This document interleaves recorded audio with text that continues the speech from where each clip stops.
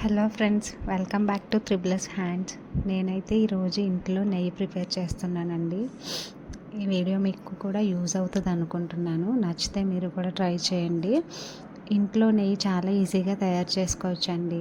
మనం డైలీ పెరుగు తోడు పెడతాం కదండి, దానిపై వచ్చే మేగడిని ఇలా స్పూన్తో తీసి ఒక డబ్బాలో 1 వీక్ వరకు ఫ్రిడ్జ్లో స్టోర్ చేసుకుని ఆ మేగడతో అయితే నెయ్యి ప్రిపేర్ చేసుకోవచ్చండి. డైలీ నేను ఇలా ఒక 1/2 లీటర్ పాలను అయితే తోడు పెడతానండి. ఆ వచ్చిన పెరుగుతో పైన మేగడ తీసి డైలీ ఫ్రిడ్జ్లో పెడతానండి. అలా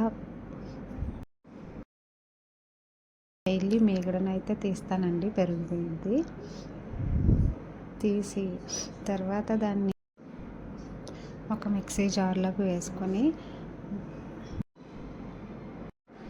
బాగా ఫోర్స్గా మిక్సీ పట్టాలండి. అయితే ఇందులో కూలింగ్ వాటర్ యాడ్ చేసుకుంటే కనుక వెన్న చాలా గట్టిగా వస్తుందండి. అప్పుడు మనం చేతితో తీసేటప్పుడు ఈజీగా ఉంటుంది. వింటర్ సీజన్లో చేసేటప్పుడు కూలింగ్ వాటర్ వేయకపోయినా పర్వాలేదు, కానీ ఈ సమ్మర్ సీజన్లో చేసుకునేటప్పుడు అయితే కంపల్సరీ కూలింగ్ వాటర్ అనేది వాడాలండి. లేదు అంటే వెన్న పల్చగా వచ్చి చేతికి జార్కి మొత్తం అంటుకుపోతుంది. అదే కూలింగ్ వాటర్ వేసినట్లయితే కనుక చాలా గట్టిగా వస్తుంది, మనం తీసుకోవడం కూడా ఈజీ అవుతుంది అన్నమాట. ఇలా మేగడ అంతటిని మిక్సీ జార్లో వేసుకుని తర్వాత కూలింగ్ వాటర్ యాడ్ చేసుకొని బాగా బ్లెండ్ చేసినట్టయితే ఫోర్స్గా మనకి వెన్న బాగా వస్తుందండి. నేనైతే ఇలా వారానికి ఒకసారి ఇంట్లో నెయ్యి ప్రిపేర్ చేస్తానండి. మా పిల్లలు నెయ్యితో చేసిన ఏ ఐటమ్స్ అయినా చాలా ఇష్టంగా తింటారు. ఇలా మిక్సీ పట్టుకున్న తర్వాత జార్లోంచి మనం వెన్నని తీసుకొని వాటర్లో వేసుకోవాలి. వెన్నకున్న మజ్జిగ అంతా పోయేంత వరకు 2-3 సార్లు వాటర్లో కడగాలి వెన్నని. ఇలా చేయటం వల్ల మనకి నెయ్యి మరిగేటప్పుడు ఇందులో మజ్జిగ ఏమీ ఉండదు కాబట్టి చాలా త్వరగా అయిపోతుంది. ఒక 2 గిన్నెల నిండా వాటర్ పట్టుకొని ఫస్ట్ ఒక గిన్నెలో కడిగిన తర్వాత మరొక గిన్నెలోకి మార్చుకుంటూ కడగాలి. అంతేకాని ట్యాప్ కింద పెట్టి అలా కడగకూడదు. ఇలా కడిగి చేసుకోవడం వల్ల నెయ్యి అయితే చాలా బాగా వస్తుంది. ఇలా తీసుకున్న వెన్నని మనం శుభ్రంగా ఉన్న ఒక గిన్నెలోకి తీసుకొని స్టవ్ పైన పెట్టి బాగా మరిగించాలి.